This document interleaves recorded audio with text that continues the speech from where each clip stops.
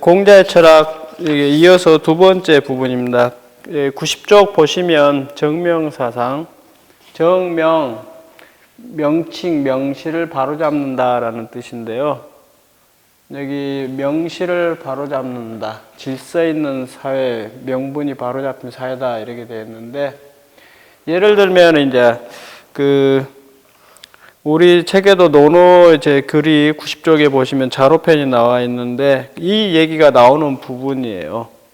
이게 그 내용을 이렇게 다른 내용으로 보시면 이렇게 임금답고 신하답고 부모답고 자식답고 하는 이런 것들이에요. 이게 각각의 사회 구성원들이 자기에게 주어진 역할을 그 직분을 갖다 잘 충실하게 이렇게 해나가는 사회면 좋은 사회다 이런 뜻이에요. 그거는 이게 이렇게 나올 이유가 있는 거는 뭐냐? 아까 얘기 드린 것처럼 춘추 전국시대가 이렇게 전쟁하고 서로 죽이고 하는 그런 시대예요. 부모 자식 간에도 이렇게 서로 속이고 군주와 신하 사이도 속이고 배반하고 하는 그런 시대였기 때문에 이런 말들을 한 거예요. 그래서 공자는 저런 것들 이렇게 정명을 하면 이렇게 사회 문제가 이렇게 풀어질 수 있을 거다라고 하는 겁니다. 여기 맹자 글을 여기 하나 써놨는데 공자가 춘추를 이렇게 정리했다라고 하죠. 이것도 이게 학상이에요. 엄밀하게 말하면 공자는 사회적 신분이 사예요. 뭐 이제 노나라에 높은 관료직도 있고 그랬지만 아무튼 제후는 아니잖아요. 그리고 역사를 편찬한다라는 것은 천자의 역할인데 일개 선비에 불과한 사대부인 공자가 이걸 했다라는 건 이게 뭡니까? 옛날 같으면 죽여버릴 일이에요. 역사를 함부로 자기가 편찬했으니까. 근데 공자도 그러잖아요. 이걸로 내가 욕도 먹을 수도 있다 그런 얘기도 하듯이. 근데 그것을 맹자 같은 경우는 난신적자들, 세상을 어지럽히는 아주 못된 사람들이 이걸 보고 뭐 두려워했다 이렇게 하는데 역사적 현실은 그러지 않습니다. 독재하는 사람들이 뭐 저런 거 두려워하겠어요? 겁도 안 냅니다. 역사에 무섭다, 역사가 무섭다라는 얘기도 하지만 현실적으로 보면은 독재하고 폭력을 쓰는 사람들 역사 두려워하지도 않습니다. 그래서 맹자의 말도 의미는 이해가 되지만 현실성은 좀 없는 얘기 같습니다. 그 다음에 이제 육아에서 공자의 윤리학이라는 것은 우리가 이제 일반적으로 얘기하는 인, 효, 덕 이런 것들이에요. 이게 91쪽에 보시면 쓸데없이 무슨 중국 발음도 써놓고 이렇게 해놨는데 아무 쓸모없는 글들이고요. 인이라는 것은 덕의 한 표현이다 이렇게 돼 있죠. 이게 여기서 덕이라는 것은 어떤 한 인간의 인간다움이에요. 그러면 그 인간다움이 무엇으로 이렇게 표현될 수 있을까? 그것은 뭐예요? 인이에요. 인, 첫 번째가. 왜냐하면 육아는 가정의 윤리를 중심으로 해서 사회로 이렇게 발전해 나간다고 보기 때문에 그렇습니다. 뭐 상식적인 것이지만 내가 먼저 존재하고 나서 그 다음에 어른이 되면 뭐예요? 남자 여자 결혼해서 부부가 있고 난 뒤에 자녀들이 있잖아요. 그래서 개인이 이렇게 인간관계, 부부관계, 그 다음에 부모 자식관계 이런 것들을 통해서 사회에 정의롭다라는 거, 의라는 것도 이렇게 펼쳐지는 겁니다. 그래서 이것이 가장 기초적인 도덕이에요. 그래서 여기 윤리 영역으로 효, 충 이렇게 돼 있죠. 유자의 말로 이렇게 되는데 이건 이제 공자의 말은 아니잖아요. 부모, 효도, 형제간에 왜 있고 어른 공경하는 거 인의의 근본이다 이렇게 됐잖아요. 효제하자 기위 인지보녀 이렇게 돼 있는데 효제 자체가 이제 문제가 아니라 인을 구성하고 있는 것 중에서 핵심이 되는 부분이다라고 이렇게 보시면 돼요. 나와 전혀 상관없는 어떤 사람들이 공경에 처했을 때 그걸 도와주는 것도 인이잖아요. 근데 그 출발은 어디에 있는가? 여기에요. 부모에게 효도하고 형제간에 우애 있게 지내는 것. 이것이 이제 출발점이다라는 거. 그 다음에 충은 남에게 진실한 마음을 다하는 것이에요. 충서 이렇게 됐잖아요. 남이 원하지 않는 바를 용서하고 너그럽게 이렇게 잘 이해해 주는 거. 나라에 충성한다 그런 거 아니에요. 우리는 흔히 충효 이렇게 말을 쓰는데 이건 엉터리입니다. 효충이에요. 그리고 효충의 기본은 뭐예요? 부모 형제 간에 이렇게 효도하고 우애 있게 지내면서 사람들에게 대할 때 내 마음의 중심이 딱 서 있는 거예요. 충이라는 것은. 그것이 이제 당연히 확장되면 의로움의 관계, 충성하다 그런 의미까지 이제 포괄하겠죠. 이게 이제 공자의 출발 기본 내용이 그런 겁니다. 그래서 그 관련된 내용들은 92쪽에 보시면 논어의 여러 편들의 내용들을 이렇게 쭉 기술해 놓고 있습니다. 그러면은 우리가 공부하는 목적은 뭐예요?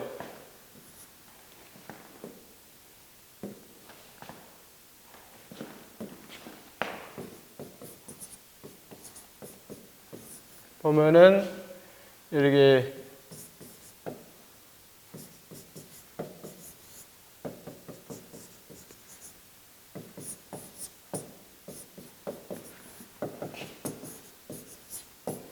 위기, 위인 이렇게 나눠지는데 위기지학이라는 것은 자기를 위한 학문이다 이렇게 번역하는데 의미는 근데 그거는 뭐예요? 자기 자신만을 위해서 하는 학문이다 그런 뜻이 아니고 자기를 완성하기 위해서 하는 거예요. 성인이 되는 공부입니다.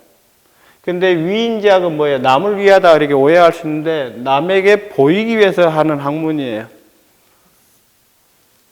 요즘 우리가 학문하는 방식 대부분 지금 위인지학 아니에요? 남에게 지식을 팔고 남에게 적당히 이렇게 자기 잘난 걸 보여주기 위해서 하는 학문 이런 식으로 돼버렸잖아요. 근데 이렇게 되면 뭐예요? 학문을 가지고서 속이게 됩니다. 그래서 이런 학문에 대해서 매우 비판적이었습니다. 그래서 공부하는 것도 뭐냐면 그 바탕에 있는 것들은 이것이 돼 있어야 돼요. 사람다움이 뭔가 또는 공부하는 목적이 저것을 올바르게 실현하기 위해서 하는 겁니다. 다른 거 아니에요. 출세하기 위해서 하는 공부가 아닙니다. 그래서 여기 93쪽에도 이제 공자인이라는 게 윤리의 영역이고 효충을 포함하며 공손하고 지혜로 믿음 다 포괄하는 개념이다라고 했는데 아래 글들은 별 쓸모없는 얘기들이 있어요. 무슨 폐쇄적이다 어쩌다 그런 얘기하는데 그 유학이 잘못 흘러가게 되면 가질 수 있는 약점이 뭐냐면 가족 이기주의로 이렇게 빠질 수 있는 위험성이 있습니다.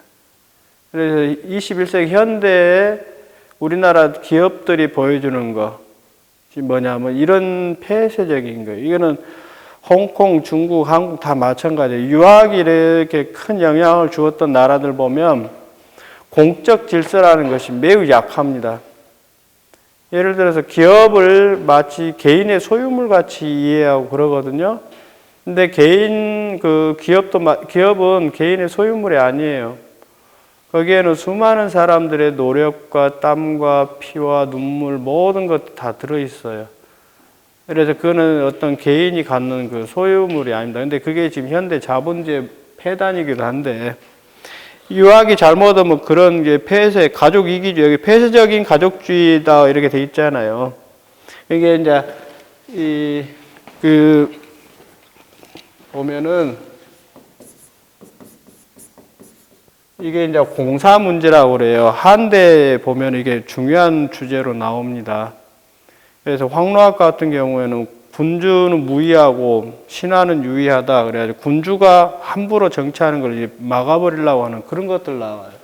왜 그러냐면 중국의 유학이 지배했던 시대에 이제 한나라에 의해서 통일된 국가가 되면서 그대로 청나라가 멸망할 때까지 보면 마치 천하가 황제의 소유물 같이 생각해요. 이걸 뭐라고 하냐면 이렇게 왕토 사상이라고 그럽니다.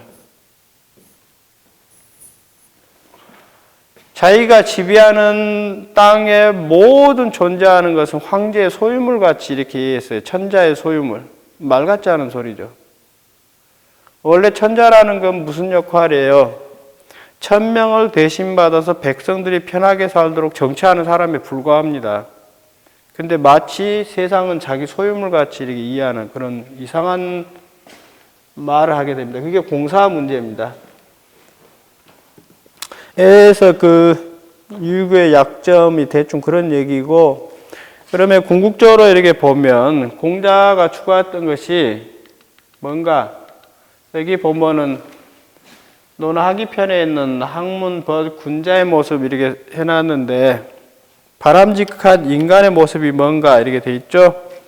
이게 개인적으로는 이렇게 생각합니다.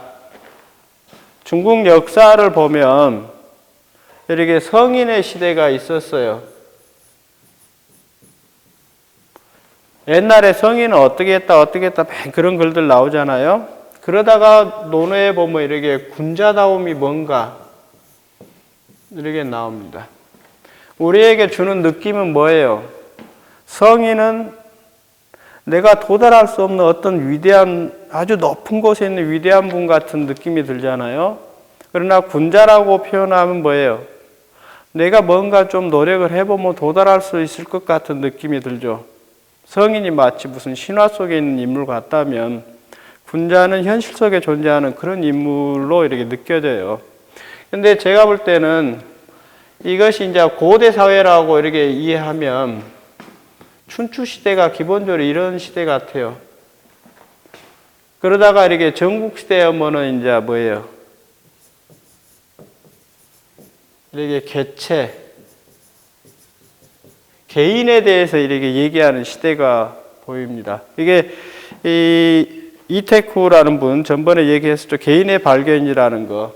그래서 개인의 존재 문제를 갖다 중시하는 거. 그래서 이때가 나오는 게 종교적 사고방식들, 신선사상도 나오고 그러는 거예요. 그러니까 맹자가 비판하는 거 있었잖아요. 그 양주는 위아주의에서 개인주의, 개인의 이익만 위한 이기주의자다라고 이렇게 비판하는 것들. 이게 뭐냐면 개인의 시대에 나오니까 공동체보다는 더 개인의 이익을 더 강조하는 그런 모습이에요. 근데 이게 이제 전국 시대의 모습인데, 이 시대가 이렇게 중요한 의미는 뭐냐면, 지금 현대사회는 개인주의 시대잖아요. 개체 생명에 대해서 매우 소중하게 생각하는데, 중국 역사에서 이런 부분을 흘러갔으면 좀 더 달라지지 않았을까 싶어요. 그런데 한대 초기까지 이런 사유들이 조금 전개되다가 한무제 이후로 다시 유학이 지배하는 체제로 가면서 이게 사라져버려요. 그래서 중국은 청나라 망할 때까지 개인을 존중하고 개인 생명을 존중하는 그런 문화들이 매우 약합니다. 물론 도구에 보면 그런 것들이 있지만 현실적으로 보면 중국 사회에서 그건 매우 부족한 상황이었어요. 그래서 여기 지금 기본적으로 여기 나오는 폐쇄주의, 가족주의 이런 모습들도 한번 생각해 보시고, 학문하는 것에 중요한 것은 뭔가? 배우고 그때그때 맞게 배운 것을 익히면 기쁘지 아니한가. 학위편이 나오죠? 여기 학위시습 이렇게 나오잖아요. 왜 이게 첫 번째로 나왔을까? 배움의 중요성을 이렇게 강조한 겁니다. 그 다음에 벗과의 사귐의 문제, 그 다음에 남들이 나를 알아주지 않아도 화내지 않는 군자다움의 모습, 학문하는 자세예요, 다. 그래서 이것이 왜 중요하냐? 흔히 우리가 잘못 생각하는 것 중에 하나가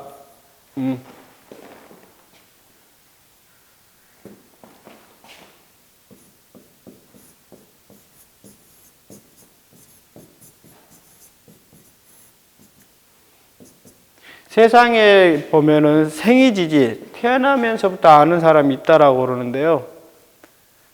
이런 사람은 세상에 존재하지 않습니다. 하나도 없어요. 이 세계에 존재하는 모든 사람들은 태어나서 배우고 익히고 이렇게 배우고 그때그때 맞게 배웠기 때문에 아는 것 뿐이에요. 이런 건 존재하지 않습니다. 우리는 모두 뭐예요?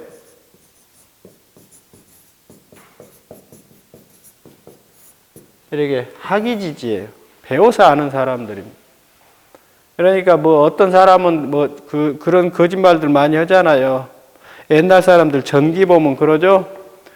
누가 언제 누가 태어날 때부터 하늘에서 뭐 이상한 기운이 있고 뭐 어머니가 임신할 때부터 뭐 이상한 꿈을 꾸었다 뭐 이런 불화들 틀잖아요. 다 무의미한 헛소리들이에요. 우리는 누가 됐든지 간에 다 배워서 아는 사람들. 근데 제일 문제는 뭐예요? 이게 모르면서도 배우지 않는 사람이에요. 무지몽매한 사람. 다시 또 한번 얘기하지만 세월이 흘러가면 사람은 누구나 나이 먹고 늙고 병들고 죽습니다. 그런데 세월이 흘러간다 해서 그 사람이 지혜롭게 되는 건 아니에요.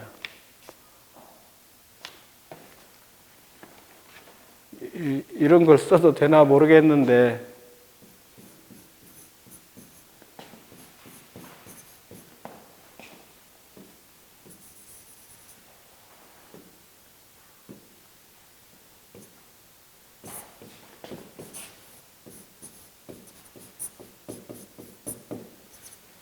서산대사가 쓰는 글이라고 그럽니다. 노거 인지천. 늙어가면 사람이 천해진다는 뜻이에요. 원래 이 글을 쓰신 분의 뜻은 뭔가 모르겠는데 사람이 배우고 성찰하고 자기 삶에 대해서 끊임없이 고민하지 않으면 나이 먹고 늙어가면 그냥 천해져 버려요. 여러분도 마찬가지예요. 20대. 세월 금방 흘러가요. 그거 많이 들었을 거예요. 나도 마찬가지예요.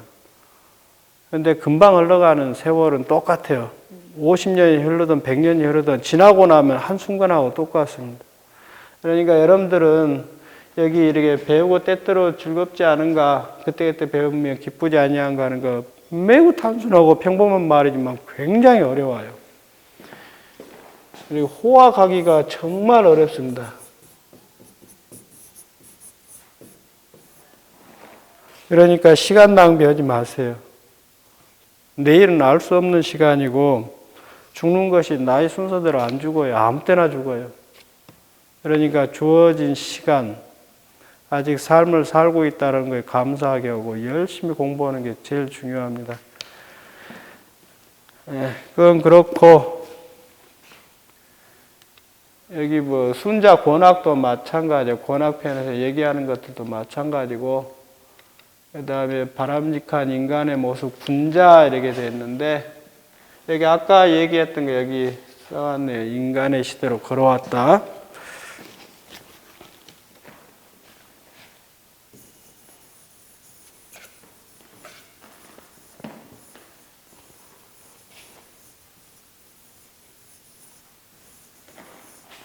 그래서 군자가 되는 게 기본적으로 이제 유학자의 공부입니다. 아까 위기제약이라는 거, 자기를 완성하는 거, 그게 이제 내성의 문제인데,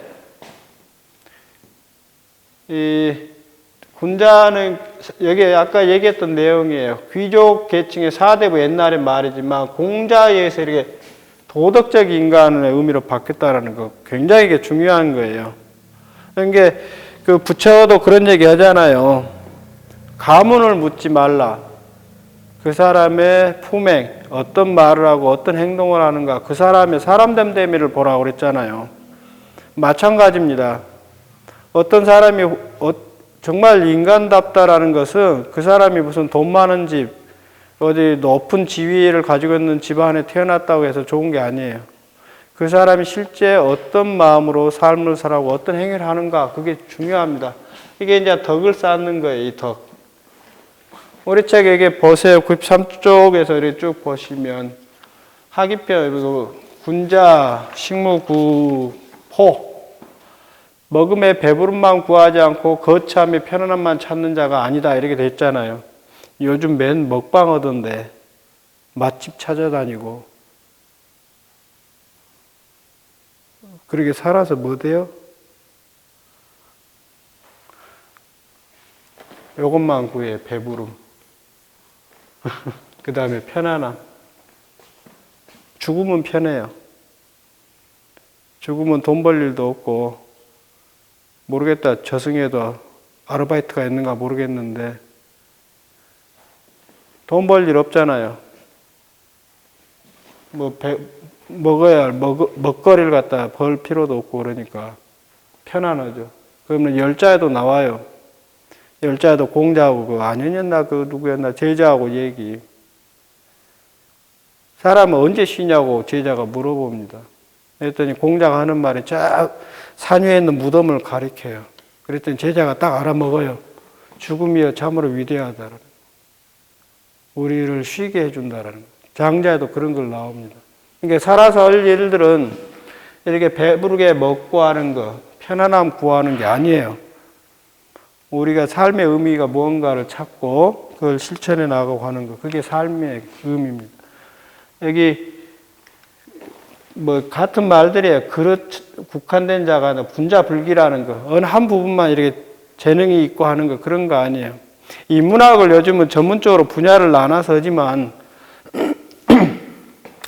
제가 이해할 때 인문학자들은 저같이 이제 철학하는 사람들은 문학부터 해서 역사 공부도 해야 하고 사회과학 공부도 해야 하고 자연과학 공부도 해야 돼요. 인문학자들은 사방팔방 사통팔달이라고인가요? 모든 분야에 대해서 공부를 해야 돼요. 그러지 않으면 인문학은 정상이 될 수 없습니다. 여기 군자불기도 마찬가지예요. 그 다음에 여기 덕을 생각한다는 회덕, 내가 어떤 사람인가에 대한 일일삼천 그런 말도 있잖아요. 자기를 반성하고 올바른 사람이 되기 위해서 노력하는 거예요. 그게 그 유학에서 항상 강조하는 거.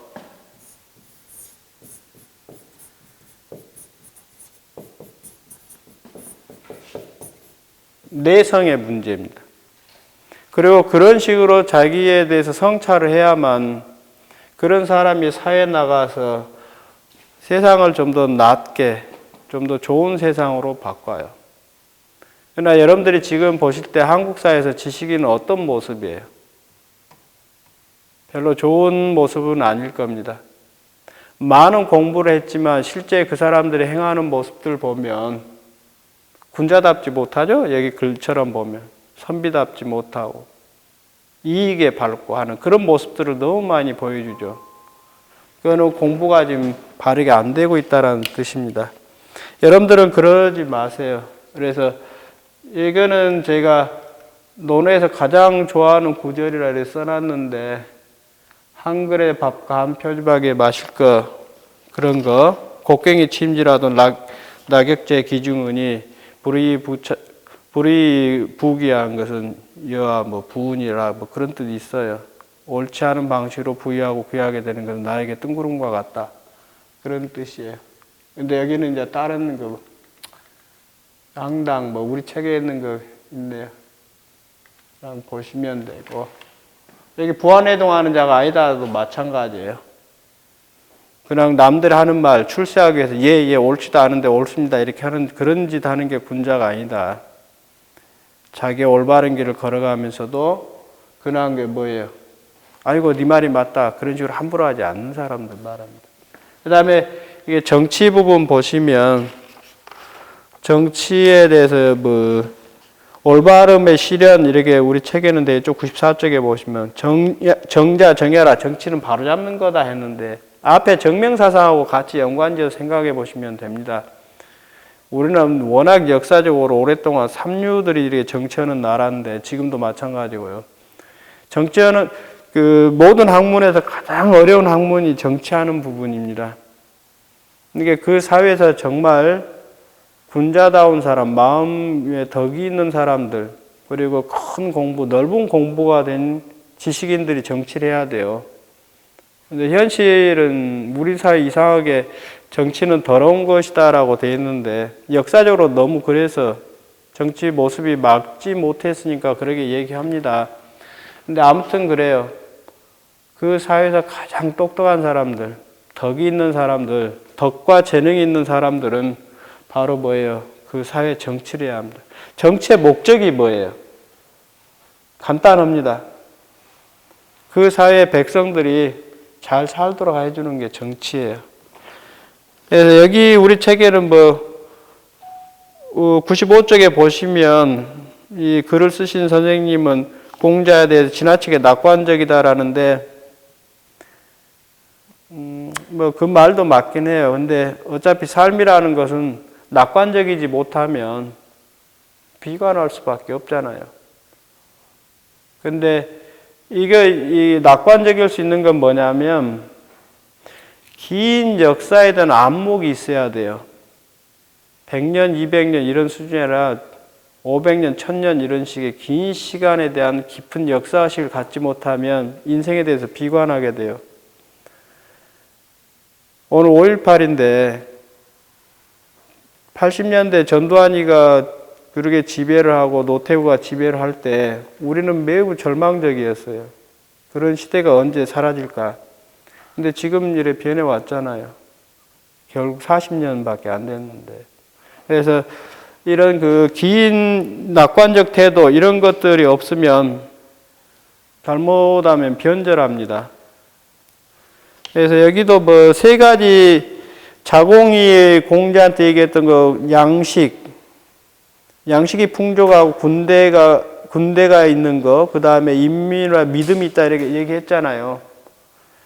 제일 중요한 거는 뭐예요? 믿음 문제예요. 신뢰.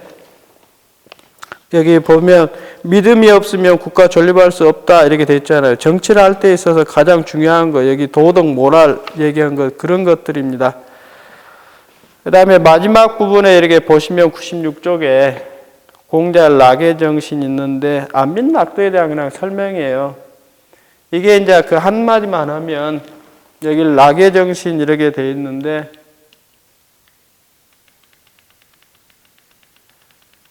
여기 보시면 뭐냐면 이게 철학적으로 매우 중요한 건데 이게